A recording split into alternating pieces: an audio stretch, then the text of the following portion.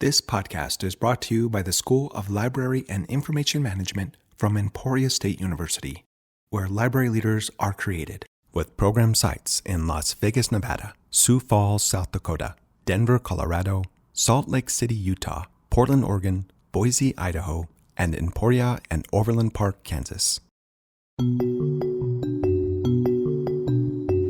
This is Adrienne Herrera-Juarez. You're listening to Library Leadership Podcast, where we talk about libraries and leadership and speak with guests who share their ideas, innovations, and strategic insights in the profession. So here's an interesting question. If a population is underserved and possibly not even coming into the library in the first place, how do we serve them? Or maybe they are coming in and we're not quite sure how to best meet their needs. There are always opportunities to ask unique populations what is most important to them, and then work to break down barriers in order to serve people well.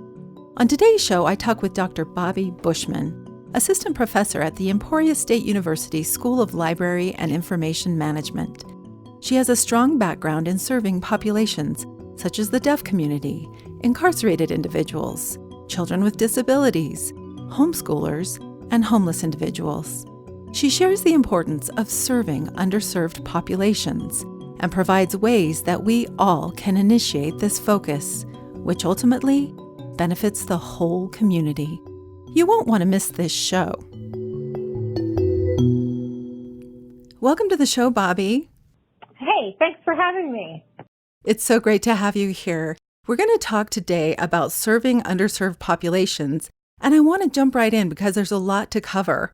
First of all, tell us about the importance of serving underserved populations and how you got interested in this work. Okay, so I came from a social work background, and while I was a social worker, they said, who would like to take some deaf folks onto your caseload? And they were going to pay for us to go through some ASL classes. So I raised my hand, I did that, I became trained in ASL. And then, meanwhile, I started working on my master's in library science.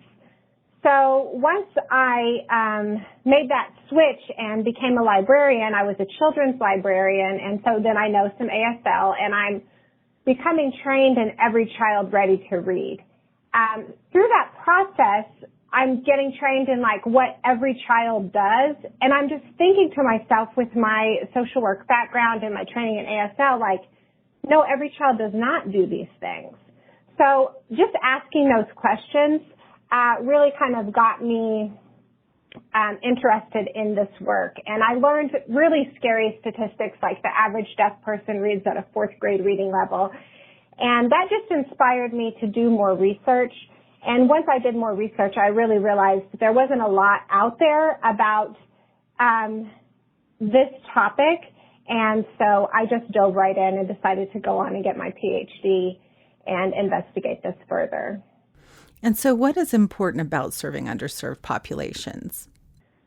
Well, I think that, and I think by the end of this conversation, hopefully listeners will see how serving underserved populations really can help us to build our reputation in a community. It helps us to gain that population of people that we serve, build our tax base, all these kinds of things. So there are some very practical reasons that we want to do it, aside from the fact that it's part of our ALA code of ethics. It is our job. It diversifies our profession. It helps our image problem. You know, how people think that we sit around and read all day. Getting out in the community can help fight those kinds of things. Yeah, I love the read all day image. Don't you all do that out there? So there are a lot of great reasons to really jump in on this work, and I know many people do it already and want to do it more. So let's start with, first of all, how do you define underserved populations?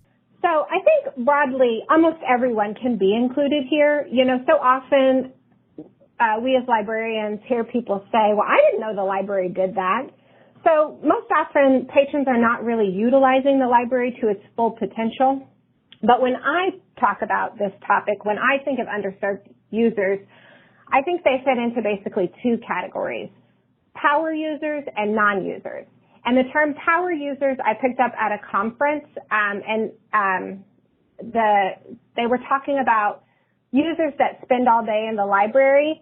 So often these users are called problem patrons, right? So we think of like teenagers or kids who get dropped off at the library, homeless patrons.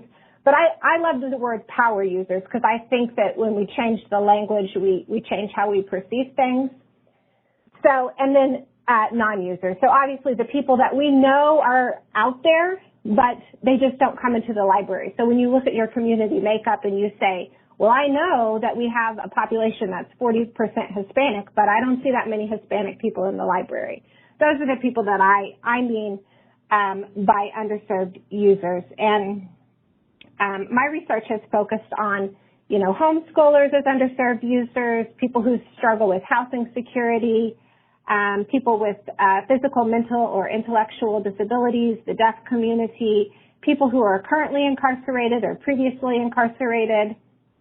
So I think the most important thing for librarians to realize is that it's going to vary from community to community. So one librarian, their underserved population is going to be completely different than someone else. And so my goal is to inspire librarians to identify and serve those underserved populations in their own community. And it may be migrant workers, new immigrants, English language learners. It's going to vary from community to community. This sounds good, and we can all learn more about who these people are in our own communities in order to help. You talk about the importance of laying the foundations for this important work as a way of helping people, and this includes being aware of service barriers. Can you tell us about that? Yeah, definitely. So I think being aware of service barriers just comes from asking those questions, When you look at something like policies that your library has, or like I did with Every Child Ready to Read, and you ask yourself, well, who is going to have trouble accessing this? And the example that I often give people is, I'll say, does your library have policies that inhibit use of the library? And people always say, no, not my library. And then I say, okay, well, at your library, what does it take to get a library card? And then people say to me, a photo ID, a piece of mail, an address. And then I say, okay, well, does everyone have those things? No, they don't. And all libraries have these kinds of issues. And it may be that, your reference desk is very high, and so people aren't able to access it if they're shorter or in a wheelchair. There are all kinds of obstacles and barriers to service, and some may be necessary. We really may need to know where people live if we're going to lend them some books. I'm not saying that we have to have no barriers, but we have to be aware of the service barriers. That's an important piece. Very good. So what should we focus on as we begin? Okay. So I think the first thing that we want to do is we want to ask those questions. And I think the second thing that we want to do is we want to start looking at our community, asking who's not coming in and how can we make connections with those communities. So we may need to partner with some like the Vietnamese church or the employer of migrant workers or probation and parole or the women's shelter in town, making those connections. I think the next thing that we can do is we can empower our staff and our patrons. So we all have staff that have personal convictions to serve groups. And I think as librarians, we do a good job where we say, okay, I'm a reference librarian, or I'm a technical services librarian. But I would advocate that we can add a layer of social services onto that. And we can say, I might be this kind of librarian, but I also have a heart for the homeless community. And so I'm going to be responsible at my library for creating an information sheet that lets people know where can you get a bed for the night? Where can you take a pay shower? What are some of the resources in my community for these groups of people? And I think my opinion is the basis of librarianship is building rapport with patrons. So getting to know your patrons, getting to know the passions that they have, the connections that they have in the library.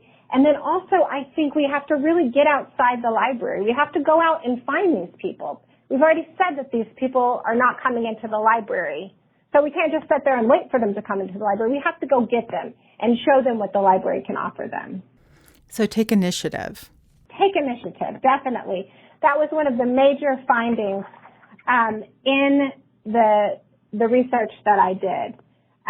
taking initiative. Often people would say things like, I didn't ask my manager, I just went out and did it. Being warm and welcoming was another one of the findings. Attitude of librarians in my research was 1/3 of the findings. And this is great news because attitude is completely free. Attitude is contagious. So we know that we need to greet people by name, build rapport with people, and then promote our services with people. That's great. And then once we've done that, we will identify unmet needs. And so how do we focus on those and then also bring others into it? You mentioned maybe people have just gone out and done this on their own because they have an interest in it, but we also need to bring others along with us, right? Definitely. So in my research, I looked at meeting unmet needs was a way often that would be an impetus for providing a certain service. So through librarians getting to know their patrons, they would see a need that was that particular patron had. And what the research showed is that oftentimes whenever you would build a program for that person, that particular need, you would end up serving a lot of other people within different communities. So take, for example, if I say, okay, well, let's have an ASL story time. Well, hearing parents of deaf kids are not going to be the only people that come to ASL story time. All kinds of kids are going to come. People who want their child to communicate early, people who have a child who has some other communication issue, parents who want their kids to be bilingual. So we can know that if we meet an unmet need, likely other people that we're not thinking of when we create that program are going to use it. I always say needs are like rats. So for what I mean by that is by every need you hear of, there's 100 other needs that you don't. So you can know that there are more people out there who are going to use that service.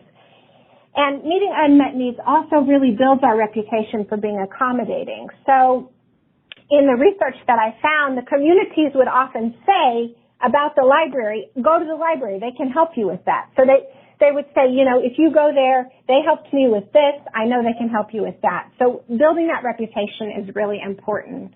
We can partner with nearby agencies. Those nearby agencies, so if we're wanting to serve a certain population and there's another agency in our community that serves that population, if we partner with them, we can get things like staff training for our staff to learn how to better interact with this community. They may be a volunteer source for us. So, for example, if we're trying to reach a bilingual community, maybe we can get somebody to come in and read some bilingual stories. They can also be a great patron source for us. So if we're partnering with those nearby agencies and we're going out to serve them, then oftentimes that draws the people into the community. And I've seen that in my own time as a librarian where I would go out and serve different groups, and then lo and behold, those groups then would come into the library because I personally invited them to come in, right? And the other thing that really the findings found is employing a diverse staff is so important. So often what people would say is, the way we started serving this population is we hired someone who had a certain disability, and then people who had that same disability started coming into the library. So patrons want help from people who look like them.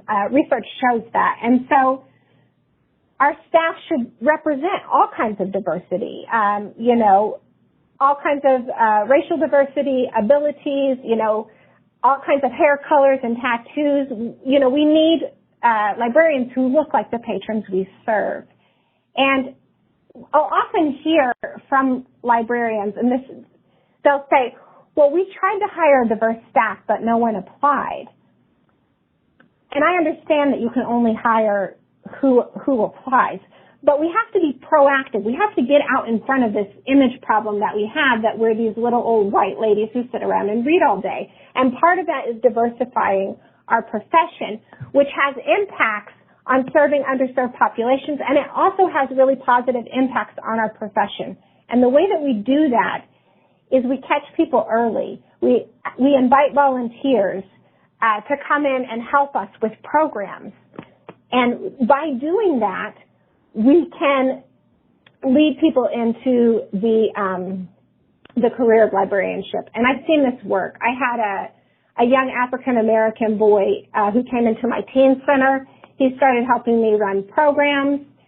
He became a librarian. So I know that this works. And then lastly, we can use gatekeepers. So if we have people who serve the same communities that we're looking to serve or are part of the same communities that we're looking to serve, if we make a connection with that one person, it has a big impact. We can include them in the programming, include them in the facilitation, include them in the evaluation of programs. And then what we see is they will bring their friends to the program, and they will make sure that we are offering programs that are actually needed by that community. And there's some great research about that as well, about gatekeepers. I really love these examples, Bobbie, and I just want to share that in my own library, I have seen this in action. We have a coffee shop called Lucky Ones in my building, and they are a mission-driven organization that employs people with disabilities and does all kind of job training and positive outsourcing in the community.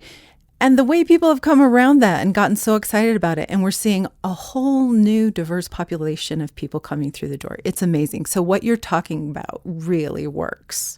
Right. And I think, too, sometimes people who are from small libraries can kind of get overwhelmed because they think, well, we have to serve this and this and this, and I can think of several underserved populations. But what I have found is you don't have to find one population and then focus on them. You can find one population, pull them in, then focus your efforts elsewhere. So it's really just going out and letting those people know the library is for you and I want you to come and I'm going to do whatever I can to make sure that you feel welcome here and that we're serving you and the needs that you have. Fantastic. And you talk about important aspects of inclusion and community building which surround this work. Can you tell us a little bit more about that? Definitely. So what is so important is we have to include the target audience that we're going to serve. So there's a good slogan for disability inclusion, and they say, nothing about us without us, right? And if we can just remember that, we have to include people in all stages of the program, planning, promoting, facilitating, and evaluating. Now, here's the good news. If you do that, you ensure an audience. So you never again have to be the librarian who says, man, I put all this time into planning this program and no one came. No, if you include the target audience in all stages, then those people will come. My example earlier with the young African-American male who later became a librarian, he was running programs for me about things like creating hip-hop music on the computer. I don't know anything about doing that, right? So first of all, I couldn't personally run that program, but he ran it for me and he was happy to do it. He also told all his friends about it, so they all came. I didn't know all those people, and they probably wouldn't have come if I had ran the program myself, right, because they don't perceive that I have any expertise in that area. So this makes our job a lot easier if we reach out and we include someone from the target audience. We'll have better results, and we do less work, and it has a greater impact. Great results for everyone. I like it. Anything else you would like to add? I do want to say I don't want people to be afraid to serve a minority group. In my research, I found that it really educates the majority culture and has good positive impacts. So with the people who were bringing their kids to the ASL story times, they would say things like, this was such a good learning opportunity for my kid. They really learned that there are different ways to communicate. The other thing that I will say is this kind of work builds community. You want to be a connector, and you want to empower your staff and empower your patrons, especially the patrons. This is their library, and they need to know if they have an idea for a program, they can come to you, and you'll help them set that up. And if they want to run it, even better. You'll empower them as much as they need to be successful and to pull in those underserved populations. We want to look for these opportunities to build relationships because it may be that we can well serve more than one community at a time. I see some good programs about teens teaching older adults how to use social media, And I think that's a great example because teens are often seen as like problem patrons, and they're often seen as problem patrons by the older adults who can visit the library. At least that was my experience when I was the teen librarian. So if you can have these kinds of programs that even meet more than one need at the same time and pull groups together to be a community connector, I think that can be so powerful. And so I just want to say to people, you can do it. All the things that I've shared with you are low cost and they have huge impacts for your community, for the library, and for our profession. Don't be overwhelmed. You aren't going to do everything yourself. Start by sharing information. Share this podcast with your fellow staff. You can share a longer video version of this talk that I give if you go to video.emporia.edu. Emporia is spelled E-M-P-O-R-I-A. So just share this with your staff and help get them fired up and help get them on board. And then just plan to implement one thing at a time. And once you master that, you can add something else. And what you'll see is this is going to create a snowball effect where things get easier and you make more and more connections as you build your library's reputation for being accommodating. We can do this, and we want it to snowball because it's so important for our communities. Do you have a favorite book or resource you'd like to share about leadership and why? So Graham lays out how to deal with safety and security issues in the library in an authoritative but a compassionate way. And so I think it's only 80 pages long. If you haven't read it, I highly recommend it, especially if you're a library manager, because, it's great to serve all these people, but there's a lot of security and safety issues that come up with the library. And so I think that's an important piece of library leadership. In closing, what do libraries and being a library professional mean to you personally? Librarianship for me is this radical force for positive change. This is summed up by my favorite quote, which is by Michael Moore. He says, "I really didn't realize that librarians were such a dangerous group. They are subversive. You think they're just sitting there at the desk, all quiet and everything. They're like plotting the revolution, man. I wouldn't mess with them." Very good, Bobbie. Thank you so much. It's been great having you on the show today, and I think we've learned a lot. I think this is very empowering in terms of really getting started serving underserved populations. So thank you.